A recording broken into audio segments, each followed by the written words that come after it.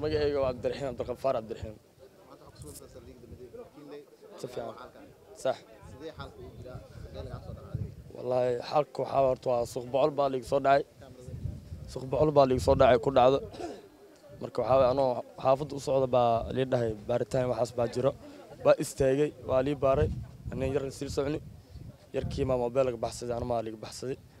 kadib waxa mootay qabsan waa ordaan kadib laamiga tagnay anaka waa iska baxnay laamiga ii ko marayna aragna marka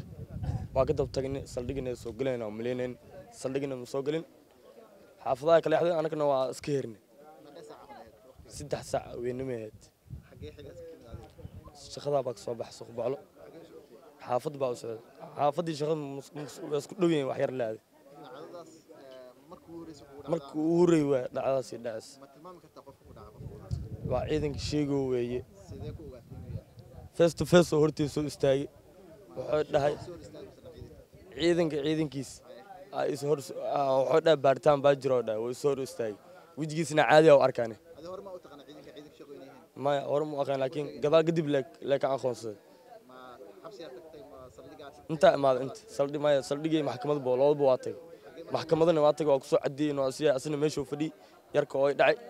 نفتر كيس بعد داعي كده بس كبحاري داعي أنك أقصى يعني ساس بقى عندكم مالات رباط كو أنت وجود بي هذا ما وحلي السوق وحلي داعي أنت أقصى يعني السوق له بس بحكي من يدي